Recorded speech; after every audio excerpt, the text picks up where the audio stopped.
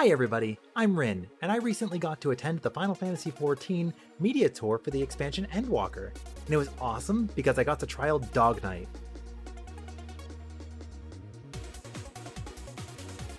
Oh, my bad. Apparently I got to trial Dark Knight at level 90, and this is awkward. Let's just get to the video, yeah? If I disclosed all of the information about Dark Knight, I'm not sure I would have enough time. However, what I can say is that Dark Knight excels at magic mitigation as well as single target mitigation for the party or themselves. With the addition of Oblation in this expansion of Endwalker, we have only seen this further improved and reinforced. Oblation is a 10% mitigation that you could put on any party member or yourself, and it has 2 charges, meaning that theoretically, you could Blackest Night 1 person, and double Oblation 2 people, for a grand total of almost half the party mitigated. Isn't that something? Moving on, Salted Earth received a new effect. Now, when you place it on the ground, it still deals damage over time. However, it also allows you to use another ability, Salt and Darkness. Salt and Darkness, you have 15 seconds to execute while the duration of Salted Earth is up. If you do, everything within it is going to be blasted to Kingdom Come. I'm talking 500 potency attack, which is subject to change. If being the flagship job of Shadowbringers wasn't enough, looks like Dark Knight's taken that whole expansion with him. That's right. At level 90, you will get an AoE line attack called Shadowbringer. This has 2 charges on a 60-second recast. Now I know what you're thinking. Whoa, I'm just going to use it on cooldown. 2 in the opener, 1 every trick attack window. Calm down, I'll illuminate the scenario for you. Imagine you were to hold that stack at the 1-minute window until 2 minutes. Well, that's right. That means that you will now put it under 2-minute buffs without losing a use. Double Shadowbringer every 2 minutes. Salted Earth is unfortunately still a 90-second cooldown, but we'll make do. Now I've run the numbers, and assuming potencies don't really change, it looks like all 4 tanks are going to be in line with each other, within an extremely close amount. Now again, potencies are subject to change. I wouldn't go guaranteeing anything just yet, but it's looking good. Now sit back as we go over the things that changed, the things that didn't, and show you a rotation.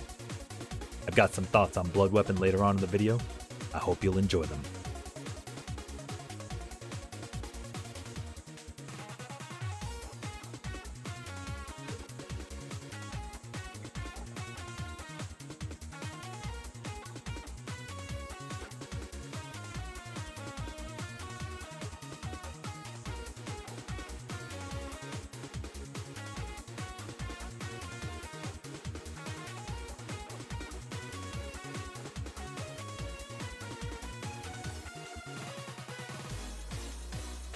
While I'm super happy that Delirium is going to a 3-charge system and will no longer be contingent upon latency for execution, I want to discuss Blood Weapon and a restriction it imposes that could be easily missed when playing with exceptional latency close to the servers.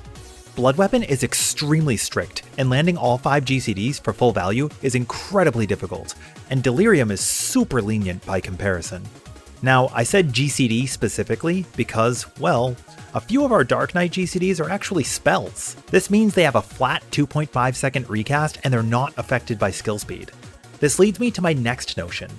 I believe we could only stand to benefit from Unmend, Unleash, and Stalwart Soul becoming unaspected weapon skills as opposed to remaining unaspected spells. I know in the past that Dark Knight spells cost mana, and I'm willing to bet that's a reason why the abilities have remained spells to today. I'm also willing to bet that this is something that probably hasn't been brought to light too often, so it's extremely possible that players don't even know that this issue occurs unless you're somebody who suffers from it directly. Managing when to Blood Weapon around your AoE combo in a multi-target situation becomes more of a nuisance than a strategical decision, as you only stand to lose out on what you would otherwise gain with single target weapon skills. On that notion, there's also a common practice for Dark Knights to use Blood Weapon pre-pull as they approach the boss in an encounter. Due to the nature of Unmend being a spell, and therefore a 2.5 second recast, In addition to the already strict timer of Blood Weapon, this almost definitely guarantees a loss of a GCD under the effect of Blood Weapon. Now, if Blood Weapon were to be placed on a stack system as Delirium will be, I don't feel there would be an egregious discrepancy,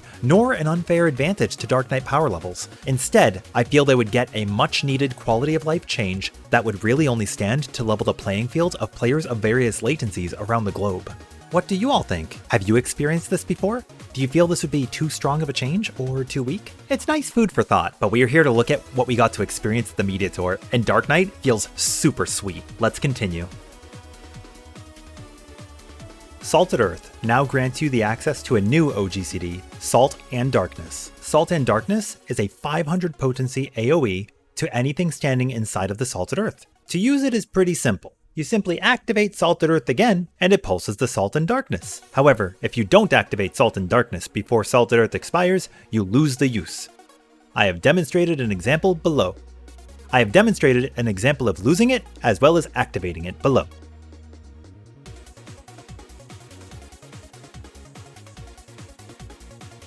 We touched on this earlier, but I'll say it again. Shadowbringer is an OGCD line AoE that does 600 potency to the first target struck and 300 potency to the rest. It has a 60-second recast and holds 2 charges, so it's best saved for every 2-minute burst window. That's really all there is to it. It's short and sweet. Dark Knight did not receive a whole lot of changes, but honestly, the class is solid. Its rotation's relatively simple, and its complexity lies in mana management. Would I like it to be more involved? Sure. Do I need it to be? No. I think it's a great tank. And honestly speaking, after getting to try all 4 tanks at the media tour, I really do feel like they're super close to each other. Delirium's been changed. It's no longer a 10-second duration buff. Now they give you 3 stacks of Delirium, and the time don't matter. It matters a little bit. You actually have 30 seconds to use your stacks, which does mean that you could pre-pull Delirium if it's going to net you a use in the long run. And now we'll let the rotation play out while I just go over some of my thoughts. So Dark Knight feels really strong. I played it fairly extensively alongside the other tanks, and it feels like it's keeping up pretty well. It's going to have a big burst every 2 minutes, with some moderate damage in between. Did it receive some new flashy tank mitigation? No, not really. It got Oblation, which is going to allow the Dark Knight to help mitigate the party members who may not be in stacks for the party, or might need a little bit of an extra oomph. I know a lot of people are going to see this and think, Dark Knight sucks. Guess I need to go level up another tank. Please, please, please, please, don't do that. Instead, look at it this way. Dark Knight didn't get anything extraordinary because it was already incredibly solid. Heading into progression as we approach the Endwalker expansion and the Pandemonium raids, I know that I, personally, will be leveling up every tank as I see merits in all of them. I hope that's enough confidence to instill in you to give it a shot too. Remember, not everything has to be big and flashy, and if you want something fun, go try Reaper. It was so much fun! Alright, that's going to be all from me on Dark Knight. I want to make another note that again, potencies are subject to significant change, and they probably already have been by the time of this video. If you liked Dark Knight, please consider checking out my Gunbreaker and Warrior videos as well. And if you have any questions that weren't covered in this video, or any other deep dive information you'd like to see, let me know. I'd be happy to go into it. Like, I don't know, when's a situation when we would go into pre-pull Delirium, and how many Edge of Shadows should I be using in each burst? Do we do 5-2-5 because we only have 2-minute buffs now? Or what do we do, Rin? What do we do? What do we do? I'm just messing. No, seriously though, combos don't break for 30 seconds according to the media test build, so please, please, please keep that in mind. That's super awesome. I can't say it enough. Okay, thank you. Bye. See ya.